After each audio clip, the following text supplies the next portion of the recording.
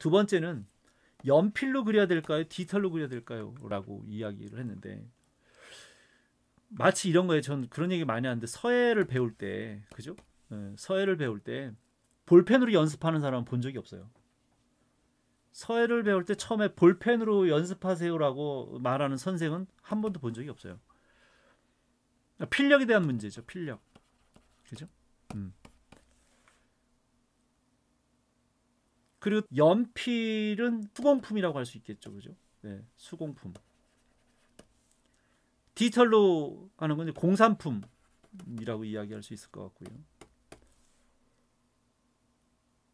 어떤 게 더 가치가 있느냐에 대한 문제를 따져보면 디지털로 그린 거는 그닥 가치가 별로 없어요.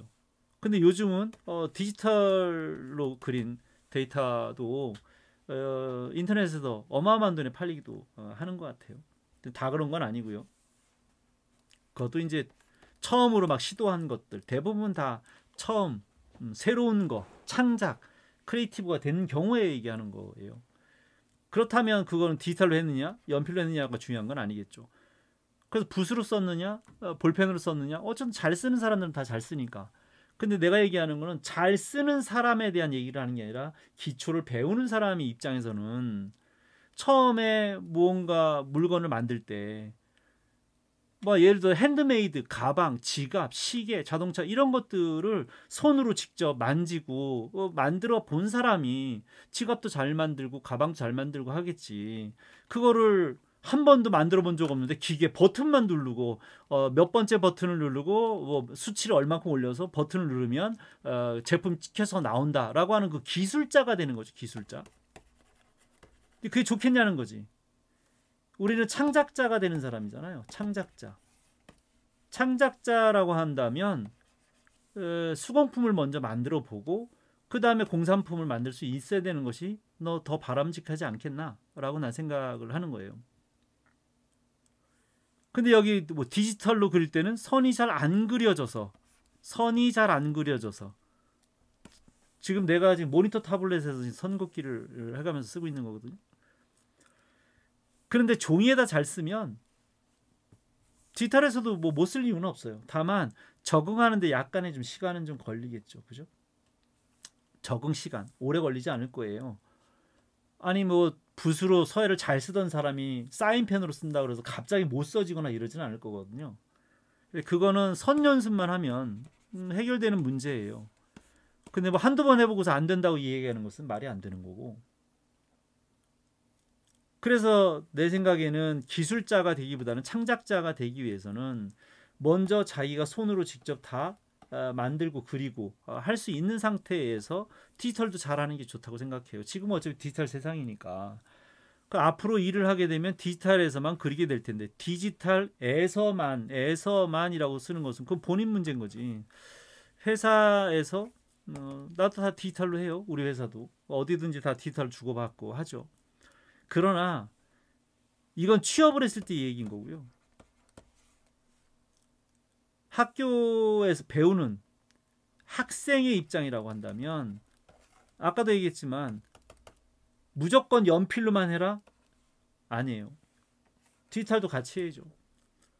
그러나 연필로 안 그리고 컴퓨터로만 그리는 것은 바람직하지 않다라고 난 이야기하고 싶은 거예요. 그 종이에 연필로도 그리고 디지털로도 그리고 두 개를 같이 병행해서 해야 합니다. 아까 정독과 속독을 같이 해야 되듯이 또 크로키도 하고 스케치도 하고 소묘도 하고 정밀묘사도 하고 그걸 다 해야 되는 거예요. 뭐 하나만 하는 게 아니라. 다만 어떻게 한꺼번에 합니까? 한꺼번에 못하죠. 내가 그리다가 크로키를 하다가 팔을 잘 모르겠어. 그럼 팔만 스케치를 해보는 거예요. 얼굴을 하다가 얼굴을 좀 잘 그리고 싶어. 그럼 얼굴을 소묘를 하는 거예요. 내가 병을 그리다가 저거 정말 멋지게 그리고 싶어. 그러면 정밀묘사 해보는 거지. 무슨 법이 있어요? 그렇게 한 가지만 하면 한 가지만 해야 된다는 법이 있냐고. 사람인데 어떤 때는 크로키를 하고 싶고 어떤 때는 소묘를 하고 싶고 어떤 때는 물감을 가지고 수채화도 좀 하고 싶고 많은 걸 해보는 거, 많은 걸 하고 싶어 하는 게 난 더 바람직하다고 생각해요. 그때그때 필요한 거, 자기가 원하는 거요. 하고 싶은 거, 할 수 있는 거, 뭐든지 정해놓지 않고 하는 게 난 좋다고 생각해요. 오히려. 그러나 기본기, 아까도 얘기했지만 기본기는 다져야죠. 기초는. 예. 그 기초는 안 다지고 막 크레용으로 막 재밌게 그리면 되는 건 아니잖아. 그죠? 한번 해볼 수는 있죠. 물감 짜가지고 대깔꼬마니 하고 뭐 재미다고 계속 대깔꼬마니만 할 건 아니잖아. 그런 건 아니고요. 가끔은 해볼 수도 있는 거죠. 종이에는 뭐 그림만 그리라고 있겠어요? 가끔 찢기도 하고 접기도 하고 불을 지르기도 하고 난 그럴 필요가 있다고 생각하는 거예요. 창작자라면. 그죠? 뭔가 다양하게 접근할 수 있는 마인드를 가져야 되는데 마치 막 정해져 있는 법처럼 한단 말이에요. 뭐든지. 안 된다고. 난 그게 바람직하지 않다고 생각하는 거예요. 자, 그래서 연필로 디지털로 같이 하세요. 다만 크로키가 기본이듯이 그거 하려면 이제 아까 얘기했던 뭐 해부학이라든지 원근이라든지 이런 거는 다 기본적으로 해야 되듯이 연필로 하는 게 좀 기본적으로 좋다. 그런데 기본적으로 어디서 하든 간에 선 연습은 해야 될 거 아니에요. 그죠? 하면 되죠. 디지털로도 했든 뭘 하든. 오래 걸리지 않아요. 네.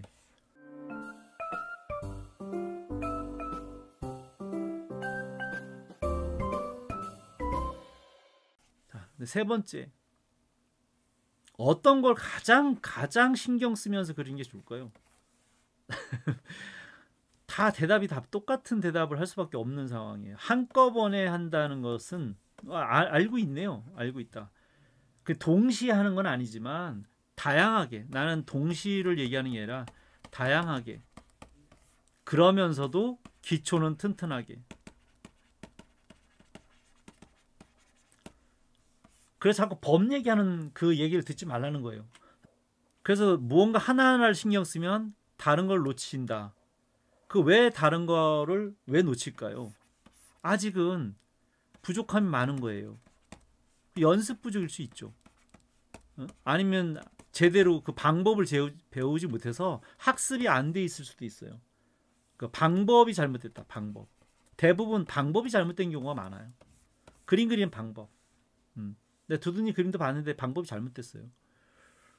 그래서 연습 부족이기도 한데 연습을 하려면 제대로 된 방법을 배워야 되는데 방법 자체가 지금 잘못 배운 친구들이 너무 많아서, 그래서 우선순위를 만든다기보다도 기초를 튼튼하게 하는 게 맞지만 그게 정해져 있는 게 아니라 용도에 따라서, 목표에 따라서, 각 학생마다의 그 증상에 따라서, 장단점에 따라서, 능력에 따라서, 재능에 따라서 조금씩 다 다르겠지만 어쨌든 기초를 다져야 되는 건 맞는데, 방법을 잘못 배워가지고 방법을 몰라서 문제가 제일 크고요.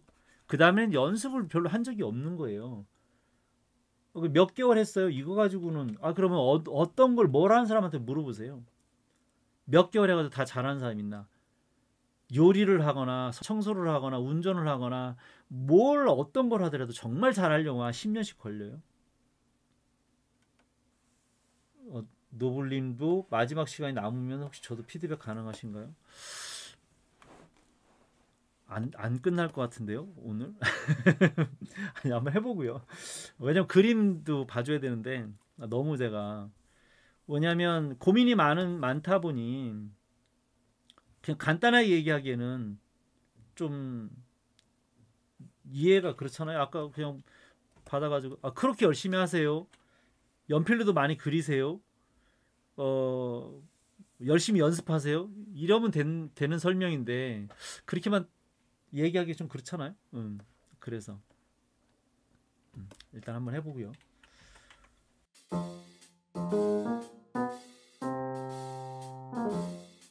그림의 장점과 문제점, 장단점이 무엇이냐라고 물어봤어요. 그렇죠. 저는 이해를 시켜주기 위해서 얘기하는 거예요. 이해를. 마치 정답이 있는 것처럼 이거 하세요 저거 하세요라고 이렇게 강압적으로 또는 뭐 법이 있는 것처럼 정해진 것처럼 그걸 반드시 따라야 되는 뭐 과제처럼 뭐 그렇게 얘기하는 것은 바람직하지 않아서 자 우선순위에 대한 얘기도 좀 빠진 것들이 좀 있는데 한꺼번에 다 설명을 다시 할게요. 부족하지만 얘기해달라. 장점이 없는 것 같아서 고민이다. 이건 너무 겸손한 거예요. 좀 겸손. 아까도 인성이 좋아 보인다고 얘기했던 게 바로 그런 건데 없는 것 같다. 장점이 없는 것 같다는 얘기는 뭐냐면 자기가 늘 부족하다고 생각하는 거예요. 자기가 늘 부족하다고 생각하는 이유는 눈이 높아서 그래요. 눈이. 마치 결혼할 상대가 없는 거예요. 너무 눈이 높아서. 그 얘기는 뭐예요? 자기가 그만큼의 능력이 있는 거예요. 능력이 없으면 자기가 잘하는 것처럼 느껴져요.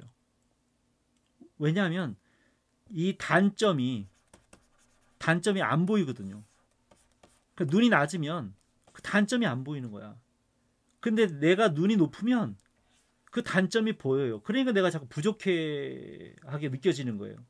그래서 나는 오히려 그 슬럼프라고 하는 거 이건 정말 좋은 거라고 생각하는 거예요. 슬럼프는. 예술가는 대나무처럼 큰다는 말이 있어요. 대나무. 대나무가 뭔지 아시죠? 이렇게 마디마다 이렇게 걸려서 올라가잖아요. 이렇게. 그죠? 이 마디가 왜 필요하겠어요? 이게 슬럼프거든요. 이번에 현대건설 무너진 건 왜 무너졌어요? 이 층간을 그냥 대충 얇게 해서 마르기 전에 막 때려 올라간 거예요. 그냥 대충 해서 올라간 거예요. 여기를 튼튼하게 했었어야 돼요. 그래야 건물이 안 무너졌을 거야. 그죠? 그 얘기는 뭐냐면 이 슬럼프가 여기서 극복이 되는 요 사이에 열심히 노력을 해서 그걸 극복을 해야 되는데 보통 슬럼프가 온다고 생각을 하면 안 그려요. 그림을. 그럼 뭐예요? 여기 대나무가 그러면 여기 마디에 걸린 다음에 안 크겠다는 얘기잖아. 응? 당연히 아까 얘기한 것처럼 아파트도요. 층간을 올릴 때는 오래 걸려. 벽 쌓는 건 오래 걸리지 않아요. 층간을 올릴 때가 오래 걸리지. 대나무도 마찬가지거든요. 예술가는 대나무처럼 큰다 이런 얘기가 있어요. 그래서 슬럼프가 사람을 크게 만들어요. 그러니까 우리가 어떤 그 고통, 어떤 고난 이런 게 겪고 나면 사람이 큰다고 하잖아요. 아픈 만큼 성숙해진다 뭐 이런 얘기도 있고. 근데 아무리면 어려운 거를 극복하고 나면 그만큼 성숙해지는 건 사실인 것 같아요. 그 슬럼프는 나쁘지 않다. 근데 그거를 나쁘게 생각하고 그림이 오늘은 안 돼. 라고 생각하고 안 그려요. 그림이 안 되는 거는 컨디션의 문제가 아니라 실력이 없어서 그런 거예요. 그러면 프로들이 취업을 해서 이제 직장인이 돼서 만약에 애니메이터나 만화가가 돼서 취업했다고 한번 생각을 해보세요. 근데 컨디션 좋을 때만 그림을 그릴 거예요? 근데 오늘 컨디션이 안 좋아서 그림을 못 그리겠어요. 이럴 거냐고. 그런 프로가 어딨냐고. 그런 직장인이 어딨어. 근데 학생들만 그러는 거예요. 학생들만. 오늘은 그림이 잘 안 돼. 이렇게 얘기해요. 그건 실력이 없어서 그런 거지. 아무래도 컨디션이 안 좋으면 집중이 안 돼서 그림이 맛깔나게 나오지 않는 건 사실이에요. 그렇다고 해서 아까 얘기한 것처럼 뭐 배트맨을 그리는데 컨디션이 안 좋다고 해서 갑자기 심슨이 그려지거나 이런 건 아니에요. 좀 더 멋진 연출이 더 안 되는 거는 알겠어. 그러나 못 그릴 지경은 아니에요. 좀 더 잘 안 된다는 것 뿐이지. 기본이라는 게 있잖아요. 기본. 그죠? 그 프로와 아마추어 차이는 그렇다고요. 프로는 컨디션이 안 좋아도요. 볼링을 치거나 골프를 쳐도 프로들은 기본 에버리지가 있어요. 그죠? 그래서 경기를 해보면 아마추어들은 어떤 때는 안 됐다가 잘 되면 막 이만큼 올라갔다 내려갔다 막 이러잖아요. 기복이 심하지 않나요? 뭐든지. 네. 이게 아마추어인 거예요. 기복이 심한 게. 근데 프로는 요 위에서 그 위에서 거의 있어요. 컨디션이 좋든 안 좋든 간에. 그 차이예요. 아마추어도 100점을 맞을 때가 있어요. 볼링 안 쳐봤어요? 볼링 쳐보면 아마추어들도 핀 10개가 다 쓰러질 때가 있다고. 아마추어라고 다 고랑으로만 빠지지 않는다는 얘기야. 아마추어들도 스트레이트로 계속 뭐 2번이고 3번이고 다 들어갈 때가 있어요. 그건 운이지, 운. 재수가 좋은 거야. 그 실력은 아니라고. 근데 프로들은 계속 그 위에 그 10점대, 9점, 10점대 이렇게 계속 있는 거잖아요. 그죠? 그럼 결국 아마추어가 10점을 받으나 프로가 10점을 받으나 10점은 너 10점 나 10점 똑같다고 얘기할 수는 없는 거잖아. 그래서 아마추어도 잘 그릴 때가 있고 못 그릴 때가 있지만 그 폭을 줄여가는 게 프로예요. 그 폭을. 그 컨디션이 좋으나 안 좋으나 대부분 일정한 퀄리티를 낼 수 있는 거. 그죠? 예. 몸이 아프거나 안 아프거나 컨디션이 좋거나 좋지 않거나 그 어느 일정한 정도의 수준의 점수를 내는 거. 그게 바로 프로인 거죠. 그건 뭐예요? 그만큼 연습이 돼 있고 그만큼 몸이 기억할 정도로 훈련량이 많다는 얘기야. 훈련량이. 연습을 별로 하지 않았으니까 그냥 재수 좋으면 10개가 넘어가는 거고 재수 없으면 고랑으로 빠지는 거고 이거 재수 뛰기 하는 거지 실력 쌓는 게 아니라. 대학까지 와가지고 왜 재수 뛰기를 하냐고. 실력을 쌓을 생각을 안 하고 재수 뛰기 하면 안 되잖아. 그 마인드를 바꿔야 되는데 마인드를 안 바꾸고 여전히 어린애처럼 그러고 있다라는 거예요. 그래서 누군가 맨날 칭찬해주고 막 저기 좋은 얘기만 해주는 데만 쫓아가서 막 얼굴 대갈치기만 예쁘게 그리면 좋아라 하고 밤새 행아웃에서 모여가지고 서로 막 칭찬해주고. 아니 자기들 눈높이가 똑같은 애들끼리 모여가지고 칭찬이 얼마나 재밌어. 그죠? 볼링 치러 가봐. 볼링 치러 가면요 친구들하고 하면 재밌지. 다 못 치니까. 근데 프로하고 같이 쳐봐요. 재미없지. 그럼 언제까지 친구들하고 볼링 칠 거야? 볼링 선수가 되겠다고 하는 사람이. 그죠? 볼링 선수가 되려면 프로한테 배워야지. 친구들하고 모여가지고 맨 이렇게 놀고 자빠지고 그럼 언제 프로가 될 거냐고. 난 그 얘기예요. 오늘 초면인 사람들 데려다 놓고 팩폭을 너무 심하게 하나? 난 진실 얘기하는 거예요. 그냥 쉽게 이해되지 않아요? 그렇잖아요. 볼링 칠 때 친구들끼리 고만고만한 애들끼리 가니까 막 한번 스트라이크 나오면 너무 좋아라고 막 그 볼링장 떠나갈 정도로 소리 지르고 하잖아. 그렇게 해서 프로가 되겠냐고. 안 된다고요.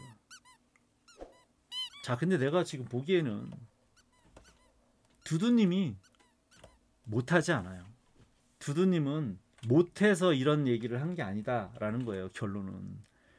잘 하기 때문에 자기한테 문제점이 많다고 생각을 하는 거예요. 아까 얘기한 것처럼. 자기가 문제점이 많아 보이는 거야. 부족하다고 자꾸 생각을 하니까 뭔가를 열심히 하고 싶어요. 연필로도 디지털로도 크로키도 뭐든지 다 잘하고 싶다라는 거야. 결국은 못하지 않는다.